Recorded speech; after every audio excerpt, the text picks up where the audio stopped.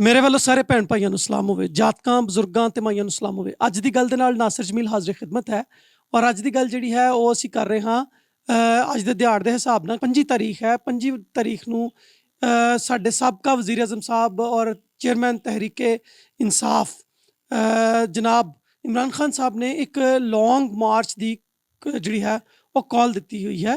ਬਹੁਤ ਸਾਰੇ ਜਿਹੜੇ ਪਾਕਿਸਤਾਨ ਤਹਿਰੀਕੇ ਇਨਸਾਫ ਦੇ ਕਾਰਕੁਨ ਨੇ, ਉਹਦੇ ਕੰਮ ਕਰਨ ਵਾਲੇ ਨੇ, ਜਿਹੜੇ ਉਹਦੇ ਕਾਰੀਕਰਤਾ ਨੇ, ਉਹ ਜਿਹੜੇ ਨੇ ਉਹ ਮੁਖਤਲਿਫ ਸ਼ਹਿਰਾਂ ਚੋਂ, ਮੁਖਤਲਿਫ ਜ਼ਿਲ੍ਹਿਆਂ ਚੋਂ, ਮੁਖਤਲਿਫ ਥਾਵਾਂ ਤੋਂ ਇਸਲਾਮਾਬਾਦ ਵੱਲ ਨੂੰ ਜਿਹੜਾ ਹੈ ਉਹ ਰੁਖ ਕੀਤੀ ਖੜੇ ਨੇ। ਔਰ ਕੋਈ ਰਾਹ 'ਚ, ਕੋਈ ਕੰਟੇਨਰ ਤੇ ਹੈ, ਕੋਈ ਗੱਡੀ ਤੇ ਹੈ, ਕੋਈ ਮਤਲਬ ਥਾਣੇ ਡੱਕਿਆ ਹੋਇਆ ਹੈ, ਕੋਈ ਆਪਣੇ ਘਰ ਦੇ 'ਚ ਲੁਕਿਆ ਹੋਇਆ ਹੈ। ਸੋ ਮੁਖਤਲਿਫ ਤਰ੍ਹਾਂ ਦੀਆਂ ਗੱਲਾਂ ਬਾਤਾਂ ਨੇ। ਅਸੀਂ ਇਹ ਨਹੀਂ ਅੱਜ ਡਿਸਕਸ ਕਰਾਂਗੇ ਵੀ ਇਹ ਮਾਰਚ ਹੋਣਾ ਚਾਹੀਦਾ ਸੀ ਕਿ ਨਹੀਂ ਹੋਣਾ ਚਾਹੀਦਾ ਸੀ। ਲੌਂਗ ਮਾਰਚ ਜਿਹੜਾ ਹੈ ਉਹ ਜਾਂ ਸ਼ਾਰਟ ਮਾਰਚ ਜਿਹੜਾ ਹੈ ਉਹ ਹਰ ਇੱਕ ਕੋਈ ਵੀ ਸਿਆਸੀ ਜਾਂ ਸਮਾਜੀ ਜਿਹੜਾ ਜਾਂ ਕੋਈ ਵੀ ਸ਼ਹਿਰੀ ਜਿਹੜਾ ਹੈ ਇhtਜਾਜ ਜਿਹੜਾ ਹੈ ਉਹਦਾ ਕਾਨੂੰਨੀ ਔਰ ਆਈਨੀ ਹੱਕ ਹੈ ਔਰ ਉਹਨੂੰ ਕਰਨ ਦਾ ਪੂਰਾ ਉਹਨੂੰ ਇਖਤਿਆਰ ਹੈ।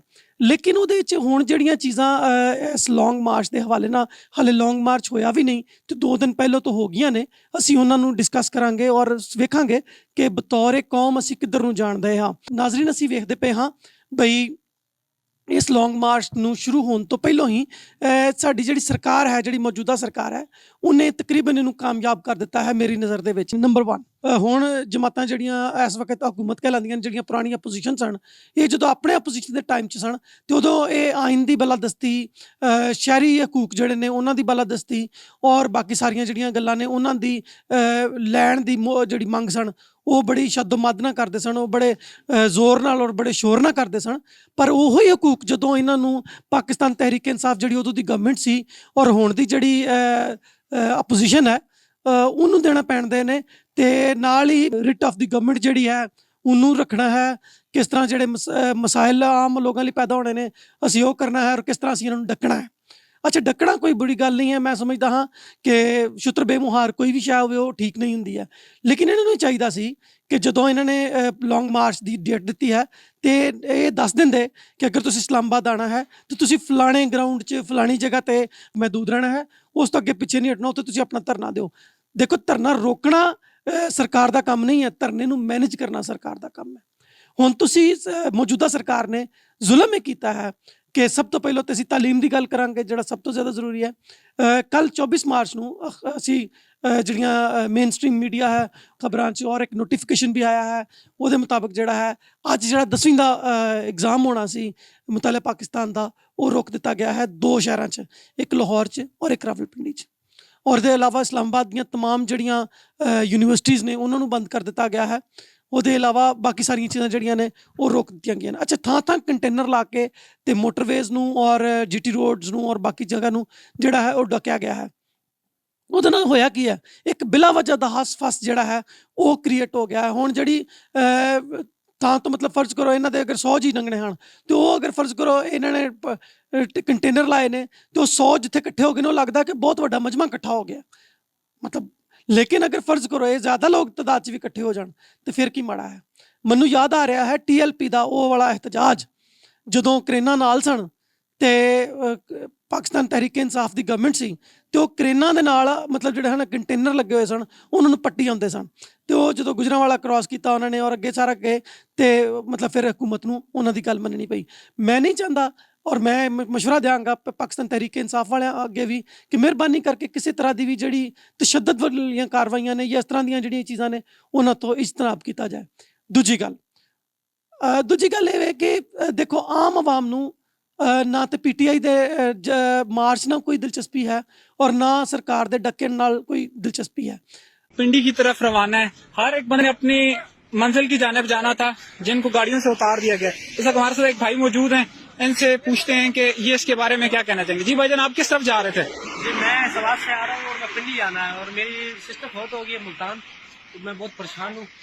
6 में जनाजा था उसका, लेकिन जनाजा तक नहीं पहुंच सकता। ये देख लें नाजरीन, ये इस भाई की सिस्टर का जनाजा था और ये अटक हरो पुल के ऊपर मौजूद हैं और जो इस वक्त यहाँ से इनको रोक लिया गया, गाड़ी से उतार दिया गया, इन्होंने मुल्तान पहुंचना है और ये मुल्तान नहीं पहुंच पाए।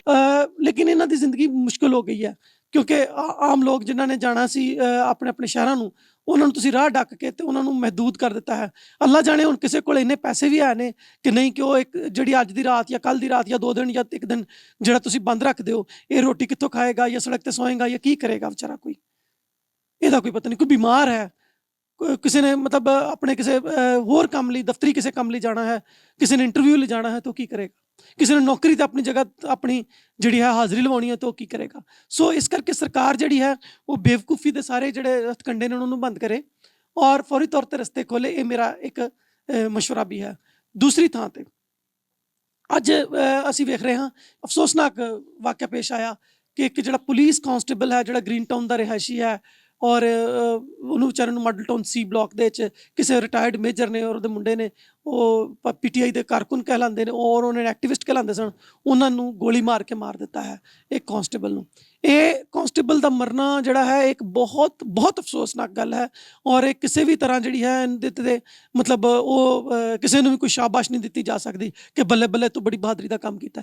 ਲੇਕਿਨ ਇਹ ਇੱਕ ਐਸੇ ਮਾਈਂਡ ਸੈੱਟ ਨੂੰ ਡਿਪਿਕਟ ਕਰਦਾ ਹੈ, ਇੱਕ ਐਸੀ ਦਿਮਾਗੀ ਸੂਰਤ ਹਾਲ ਨੂੰ ਦੱਸ ਰਿਹਾ ਹੈ ਜਿਹਦੇ ਨਾਲ ਪਤਾ ਲੱਗ ਰਿਹਾ ਕਿ ਕੌਮ ਇਸ ਵਕਤ ਜਾ ਕਿਹੜੇ ਪਾਸੇ ਰਹੀ ਹੈ। ਔਰ ਮਜ਼ੇ ਦੀ ਗੱਲ ਇਹ ਵੇ ਕਿ ਜਿਹੜਾ ਮੇਜਰ ਸਾਹਿਬ ਰਿਟਾਇਰਡ ਨੇ, ਉਹਨਾਂ ਨੇ ਫਰਮਾਇਆ ਹੈ ਕਿ ਕੋਈ ਗੱਲ ਨਹੀਂ, ਮੇਰਾ ਕੋਈ ਕੁਛ ਨਹੀਂ ਕਰ ਸਕਦਾ, ਮੈਂ ਪੈਸੇ ਦਿਆਂਗਾ ਤੇ ਮੈਂ ਆ ਜਾਵਾਂਗਾ। ਅੱਛਾ, ਇਹ ਉਹ ਮਾਈਂਡ ਸੈੱਟ ਹੈ, ਉਹ ਪ੍ਰੈਕਟਿਸ ਹੈ ਜਿਹਨੇ ਇਸ ਮਾਈਂਡ ਸੈੱਟ ਨੂੰ ਡਿਵੈਲਪ ਕੀਤਾ ਹੈ। ਅਸੀਂ ਪਿਛਲੇ 75 ਸਾਲਾਂ ਦੇ ਵਿੱਚ ਇਹੋ ਹੀ ਸੋਚਦੇ ਹਾਂ ਕਿ ਜਿਹੜਾ ਤਗੜਾ ਹੈ ਉਹਦੇ ਲਈ ਕਾਨੂੰਨ ਹੋ ਰਿਹਾ ਔਰ ਮਾੜੇ ਲਈ ਹੋ ਰਿਹਾ। ਮਤਲਬ ਅਗਰ ਨਵਾਜ਼ ਸ਼ਰੀਫ ਹੈ ਤੇ ਉਹ ਬਾਵਜੂਦ ਸਜ਼ਾ ਹੋਣ ਦੇ ਜਿਹੜਾ ਹੈ ਉਹ ਬਾਹਰ ਜਾ ਸਕਦਾ ਹੈ, ਔਰ ਅਗਰ ਕੋਈ ਮਾੜਾ ਬੰਦਾ ਹੈ ਤਾਂ ਉਸ 500 ਰੁਪਏ ਜਾਂ 100 ਰੁਪਏ ਦੀ ਚੋਰੀ ਕਰਨ ਦੇ ਇਲਜ਼ਾਮ ਦੇ ਵਿੱਚ ਪਿਛਲੇ 50 ਸਾਲਾਂ ਤੋਂ ਜਾਂ 20 ਸਾਲਾਂ ਤੋਂ ਜਾਂ 10 ਸਾਲਾਂ ਤੋਂ ਜਾਂ 5 ਸਾਲਾਂ ਤੋਂ ਜਿਹੜਾ ਹੈ ਉਹ ਬਿਨਦੋਸਾ ਹੀ ਜਿਹੜਾ ਹੈ ਉਹ ਕੋਠੜੀ ਧੱਕਿਆ ਹੋਇਆ ਹੈ। ਸੋ ਇਹ ਇਸ ਮੁਆਸ਼ਰੇ ਦੇ ਮੂੰਹ ਦੇ ਉੱਤੇ ਬੜੀ ਵੱਡੀ ਚਪੇੜ ਹੈ ਜਿਹੜੀ ਗੱਲ ਮੇਜਰ ਸਾਹਿਬ ਨੇ ਕਹੀ, ਬਈ ਮੈਂ ਪੈਸੇ ਦਿਆਂਗਾ ਤੇ ਛੁੱਟ ਜਾਵਾਂਗਾ। ਮੈਂ ਕਹਿੰਦਾ ਹਾਂ ਕਿ ਜੋ ਮੇਜਰ ਸਾਹਿਬ ਨੇ ਕੀਤਾ ਉਹ ਬਹੁਤ ਗਲਤ ਹੈ। ਜਾਂ ਉਹਨਾਂ ਦੇ ਲੋਕਾਂ ਨੇ ਉਹਨਾਂ ਦੇ ਘਰ 'ਚ ਗੋਲੀ ਲੱਗਣ ਦੀ ਵਜ੍ਹਾ ਨਾਲ ਅਗਰ ਕਾਂਸਟੇਬਲ ਜਿਹੜਾ ਹੈ ਸ਼ਹੀਦ ਹੋਇਆ, ਹਲਾਕ ਹੋਇਆ, ਜਾਂ ਬਹਕ ਹੋਇਆ ਤਾਂ ਬੜੀ ਮਾੜੀ ਗੱਲ ਹੈ। ਲੇਕਿਨ ਦੂਸਰੇ ਪਾਸੇ ਇਹ ਇੱਕ ਐਸੀ ਗੱਲ ਹੈ ਕਿ ਤੁਸੀਂ ਇੱਕ ਸਿਆਸੀ ਵਰਕਰ ਨੂੰ ਗ੍ਰਿਫਤਾਰ ਕਰਨ ਜਾ ਰਹੇ ਹੋ ਔਰ ਪੁਲਿਸ ਜਿਹੜੀ ਹੈ ਜਥਿਆਂ ਦੇ ਹਿਸਾਬ ਨਾਲ ਮੁਸੱਲਾ ਹੋ ਕੇ ਜਾਣ ਰਹੀ ਹੈ। ਇਹ ਵੀ ਇੱਕ ਗਲਤ ਰਵੱਈਆ ਹੈ ਪੁਲਿਸ ਦਾ ਔਰ ਸਰਕਾਰ ਦਾ ਕਿ ਤੁਸੀਂ ਸਿਆਸੀ ਵਰਕਰਾਂ ਨੂੰ ਚੋਰਾਂ ਵਾਂਗੂ ਫੜਨ ਜਾ ਰਹੇ ਹੋ। ਅਗਰ ਤੁਸੀਂ ਸਿਆਸੀ ਲੋਕਾਂ ਨੂੰ ਮੁਜਰਮਾਂ ਵਾਂਗੂ ਔਰ ਕ੍ਰਿਮੀਨਲ ਜਿਹੜੇ ਐਕਟਿਵਿਸਟ ਨੇ ਉਹਨਾਂ ਵਾਂਗੂ ਜਾਂ ਜਿਹੜੇ ਆਮ ਜੁਰਮ ਕਰਦੇ ਨੇ ਉਹਨਾਂ ਵਾਂਗੂ ਲੈਣ ਜਾਓਗੇ ਤੇ ਅਲਟੀਮੇਟਲੀ ਉਹਨਾਂ ਦਾ ਰਵੱਈਆ ਵੀ ਅੱਗੋਂ ਬਦਮਾਸ਼ਾਂ ਵਾਲਾ ਹੀ ਮਿਲੇਗਾ ਤੁਹਾਨੂੰ। ਸੋ ਤੁਸੀਂ ਬਦਮਾਸ਼ ਅਗਰ ਗ੍ਰਿਫਤਾਰ ਕਰਨ ਜਾ ਰਹੇ ਹੋ ਤਾਂ ਫਿਰ ਤੁਸੀਂ ਲਾਜ਼ਮੀ ਉਸ ਤਰੀਕੇ ਨਾਲ ਜਾਓ। ਲੇਕਿਨ ਅਗਰ ਤੁਸੀਂ ਸਿਆਸੀ ਵਰਕਰਾਂ ਨੂੰ ਗ੍ਰਿਫਤਾਰ ਕਰਨ ਜਾ ਰਹੇ ਹੋ ਤੇ ਸਿਆਸੀ ਵਰਕਰਾਂ ਵਾਂਗੂ ਜਾਓ ਨਾ, ਗੱਲਬਾਤ ਕਰੋ, ਉਹਨਾਂ ਨੂੰ ਨਾਲ ਲੈ ਕੇ ਆ ਜਾਓ, ਬਾਇਜ਼ਤ ਤਰੀਕੇ ਨਾਲ ਉਹਨਾਂ ਨੂੰ ਗੱਡੀ 'ਚ ਬਿਠਾਓ, ਕਿਉਂਕਿ ਉਹਨਾਂ ਨੇ ਕੋਈ ਕਿਸੇ ਦਾ ਪਿਓ ਨਹੀਂ ਮਾਰਿਆ। ਉਹ ਤਾਂ ਇਤਜਾਜ ਕਰ ਰਹੇ ਨੇ ਜਿਹੜਾ ਉਹਨਾਂ ਦਾ ਆਈਨੀ ਹੱਕ ਹੈ, ਔਰ ਜਿਹੜਾ ਉਹਨਾਂ ਨੂੰ ਇਹਨਾਂ ਦੇ ਆਈਨੀ ਹੱਕ ਤੋਂ ਰੋਕਦਾ ਹੈ ਉਹ ਆਇਨ ਦਾ ਮੁਜਰਮ ਹੈ, ਉਹ ਖਾਸ ਸਰਕਾਰ ਹੈ, ਖਾਸ ਕੋਈ ਹੋਰ ਹੈ। ਅਗਲੇ ਪਾਸੇ ਇਸ ਤੋਂ ਅੱਗੇ ਗੱਲ ਕਰੀਏ, ਇੰਤਹਾਈ ਸ਼ਰਮ ਦੀ ਗੱਲ ਹੈ, ਇੰਤਹਾਈ ਸ਼ਰਮ ਦੀ ਗੱਲ ਹੈ ਕਿ ਅਸੀਂ ਮਫਕਰੇ ਪਾਕਿਸਤਾਨ, ਅਲਾਮਾ ਇਕਬਾਲ ਜਿਹਦੀਆਂ ਅਸੀਂ ਨਜ਼ਮਾਂ ਪੜ੍ਹ ਕੇ ਤੇ ਸਾਡੇ ਦਿਮਾਗ ਲਗੇ ਨੇ, ਸ਼ੇਰ ਜਾਂ ਪੜ੍ਹ ਕੇ ਤੇ ਜਨਾਬ ਅਸੀਂ ਉਹ ਜਿਹੜੇ ਫਾਵੇ ਹੋ ਗਏ ਆ ਔਰ ਸਾਡੀਆਂ ਮੱਤਾਂ ਵੱਜ ਗਈਆਂ ਨੇ। ਲਾਤ ਦਾਦ ਕੋਈ ਲੱਖਾਂ ਦੀ ਤਾਦਾਦ 'ਚ ਕਿਤਾਬਾਂ ਲਿਖੀਆਂ ਗਈਆਂ ਨੇ ਇਹਨਾਂ 70-75 ਸਾਲਾਂ ਦੇ ਵਿੱਚ, ਮਤਲਬ ਅਲਾਮਾ ਇਕਬਾਲ ਦੇ ਉੱਤੇ। ਅਸੀਂ ਉਹਦੇ ਘਰ ਜਿਹੜਾ ਹੈ ਉਹ ਮਤਲਬ ਪੁਲਿਸ ਜਿਹੜੀ ਹੈ ਉਹ ਇਸ ਤਰ੍ਹਾਂ ਦਾਖਲ ਹੋਈ ਹੈ ਜਿਸ ਤਰ੍ਹਾਂ ਕਿਸੇ ਮਤਲਬ ਬਦਮਾਸ਼ ਦੇ ਘਰ, ਜਿਸ ਤਰ੍ਹਾਂ ਕਿਸੇ 10 ਨੰਬਰੀਏ ਦੇ ਘਰ ਜਾਂ ਕਿਸੇ ਬਸਤਾ ਬੇ ਦੇ ਬਦਮਾਸ਼ ਨੂੰ ਫੜਨ ਜਾ ਰਹੀ ਹੈ ਔਰ ਅੱਗੇ ਜਾ ਕੇ ਬਦਸਲੂਕੀ ਕਿਸ ਤਰ੍ਹਾਂ ਕੀਤੀ ਹੈ। ਸਾਡੇ ਮੁਲਕ ਦੀ ਇੰਤਹਾਈ respectable retired justice Nasira Javed Iqbal ਦੇ ਨਾਲ ਇਹ ਇੱਥੋਂ ਮੈਨੂੰ ਯਾਦ ਆ ਰਿਹਾ ਹੈ ਉਹ ਵਾਕਿਆ ਜਦੋਂ ਮੁਹਤਰਮਾ ਫਾਤਮਾ ਜਿਨਾਹ ਸਾਹਿਬਾ ਨੇ ਜਿਹੜਾ ਹੈ ਇਲੈਕਸ਼ਨ ਲੜਿਆ ਔਰ ਉਹਨਾਂ ਦਾ ਇੰਤਖਾਬੀ ਨਿਸ਼ਾਨ ਲਾਲਟੈਨ ਸੀ ਤੇ ਇੱਥੇ ਕਹਿੰਦੇ ਨੇ ਮਤਲਬ, ਔਰ ਅਸੀਂ ਤਸਵੀਰਾਂ ਵੀ ਵੇਖੀਆਂ ਨੇ ਕਿ ਜਿਹੜੇ ਖੁਰਮ ਦਸਤਗੀਰ ਸਾਹਿਬ ਨੇ, ਇਹਨਾਂ ਦੇ ਵਾਲਿਦ ਜਿਹੜੇ ਨੇ ਉਹ ਸ਼ਾਇਦ ਉਹਨਾਂ ਦਾ ਨਾਂ ਗੁਲਾਮ ਦਸਤਗੀਰ ਹੈ, ਉਹਨਾਂ ਨੇ ਲਾਲਟੈਨ ਇੱਕ ਜਿਹੜੀ ਕੁੱਤੀ ਹੈ ਉਹਦੇ ਗਲ 'ਚ ਪਾ ਕੇ ਕਿਹਾ ਸੀ ਕਿ ਦੱਸ ਹੁਣ ਮਤਲਬ ਜਿਹੜਾ ਹੈ ਉਹ ਇਸ ਤਰ੍ਹਾਂ ਮਤਲਬ ਜੋ ਵੀ ਉਹ ਗਲਤ ਨਾਅਰੇਬਾਜ਼ੀ ਉਹ ਜਿਹੜੀ ਮੈਂ ਤੁਹਾਡੇ ਨਾਲ ਇੱਥੇ ਸ਼ੇਅਰ ਨਹੀਂ ਕਰ ਸਕਦਾ, ਗਾਲੀਆਂ ਕੱਢੀਆਂ ਸਨ ਉੱਥੇ। ਸੋ ਅਗਰ ਅਸੀਂ ਫਾਤਮਾ ਜਨਾਨ ਇਸ ਤਰ੍ਹਾਂ ਕਰ ਰਹੇ ਹਾਂ ਜਿਹੜੀ ਕਿ ਬਾਨੀਆ ਪਾਕਿਸਤਾਨ ਦੀ ਭੈਣ ਸੀ, ਔਰ ਅਸੀਂ ਨਾਸਰਾ ਜਾਵੇਦ ਇਕਬਾਲ ਨਾਲ ਕਰ ਰਹੇ ਹਾਂ ਜਿਹੜੀ ਕਿ ਮੁਫੱਕਰੇ ਪਾਕਿਸਤਾਨ ਦੀ ਨੂੰਹ ਹੈ, ਅਸੀਂ ਲੋਕਾਂ ਦੀਆਂ ਨੂੰਹਾਂ ਧੀਆਂ ਦੇ ਨਾਲ ਵੀ ਇੰਝ ਕਰਨੇ ਪਏ। ਔਰ ਉਹ ਲੋਕ ਨਹੀਂ ਗੇ, ਉਹ ਖਾਸ ਲੋਕ ਨੇ ਜਿਨ੍ਹਾਂ ਦੀ ਵਜ੍ਹਾ ਨਾਲ ਤੁਸੀਂ ਪਾਕਿਸਤਾਨੀ ਕਹਿਲਾ ਰਹੇ ਹੋ। ਜਿਨ੍ਹਾਂ ਦੀ ਵਜ੍ਹਾ ਨਾਲ ਇਹ ਮੁਲਕ ਸਾਨੂੰ ਮਿਲਿਆ ਹੈ। ਇੰਤਹਾਈ ਬੇਸ਼ਰਮੀ ਦੀ ਗੱਲ ਹੈ ਜਿਨ੍ਹਾਂ ਵੀ ਇਹ ਆਰਡਰ ਕੀਤਾ ਹੈ। ਬੇਸ਼ੱਕ ਖਾਜਾ ਆਸਫ ਨੇ ਇਹਦੇ ਤੇ ਮਾਫੀ ਮੰਗ ਲਈ, ਲੇਕਿਨ ਮਾਫੀ ਕਾਫੀ ਨਹੀਂ ਹੈ। ਇਹ ਤੁਹਾਡਾ ਮਾਈਂਡ ਸੈਟ ਹੈ, ਤੁਸੀਂ ਇੰਝ ਹੀ ਕਰਦੇ ਹੋ।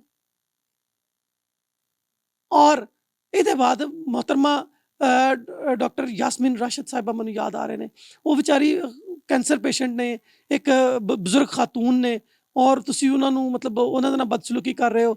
वो उत्थे रहे ने अपना उहदे ते सड़क ते बैठे सन, फिर तुसी मतलब जो तुसी हमाद अजहर ना कर रहे हो, वो सबका गवर्नर दा बेटा है और इंतहाई पढ़िया लिखा आदमी है, इस मुल्क का सबका वजीर है, और उन्हें कोई तुहाडे नाल बदतमीजी नहीं कर रहा, लेकिन उसके बावजूद तुसी उहदे नाल खिच थरू करदे पे हो और किदे नाल तुसी नहीं कर रहे। मैनूं लगदा है कि उन्होंने तुहानूं यानी तहरीके इंसाफ वालियां ने और उन्हां दी गवर्नमेंट ने तुहानूं 3.5 साल बर्दाश्त किया, और तुसी उन्हां नूं 3.5 महीने नहीं हाले होए तुहानूं आया नूं, और तुसी इस तरह दी हरकतां करदे पे हो। मैनूं याद आ रहा तुहाडा ओह वाला लॉन्ग मार्च जिहड़ा तुसी मौलाना फजलुर रहमान साहब, जिन्हां नूं इमरान खान साहब किसी होर नां दे नाल बुलांदे ने, ते उन्हां दा भी ते आया ही सी ना लॉन्ग मार्च। उन्हां दा ते किसी ने कुछ नहीं सी विगाड़िया, उन्होंने तो बल्कि फैसिलिटेट किया सी। इहदे बावजूद तुसी अपने जिहड़े जलसे जुलसे उन्हां दिनां च करदे रहे हो, पाकिस्तान तहरीक इंसाफ ने तो नहीं तुहानूं तंग कीता। ऑन द अदर हैंड ये नज़र आ रहा है कि तुसी क्रिमिनल माइंड सैट दे लोग हो। और राणा सनाउल्ला साहब तो मैं डायरैक्ट ही कह रहा वां कि राणा साहब तुसी ते मतलब देखो उंज भी हले जमानत ते हो, और तुसी वजीर दाखिला हो, तुसी ते मतलब तुहानूं ते नहीं सी इस तरह करना चाहिए। तुसी तो बाकायदा शुरू होने तो पहले क्या सी कि मैं इन्हां नूं एक एक नूं वेखांगा, और तुसी वेख रहे हो तो मतलब तुसी इंतकामी माइंड सैट ना आए हो, तुसी हुकूमत करन नहीं आए, तुसी इंतकाम लैण आए हो।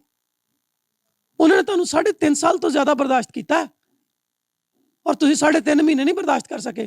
उन्होंने तो हाले पहले ही मतलब जिहड़ा है लॉन्ग मार्च किया, पता नहीं अल्लाह जाने वो शॉर्ट होना सी कि लॉन्ग होना सी, लेकिन तुहाडीआं हरकतां ने उहनूं लॉन्ग कर दिता है। और तुहाडी वजह नाल जिन्हों तुसी कह रहे सो कि महंगाई की वजह नाल असीं कर रहे हैं, फलाना कर रहे हैं, महंगाई तो तुहाडी फिर वध रही है। हुण तुसी कह दो कि इमरान खान ने किया है, तो इमरान खान नूं रहण देना सी ना, कर लैण देना सी। उदों तुसी क्या कि असीं इंज कर देंगे, असीं दिनों में ठीक कर देंगे, सिर खोती तो तुसी ठीक कीता।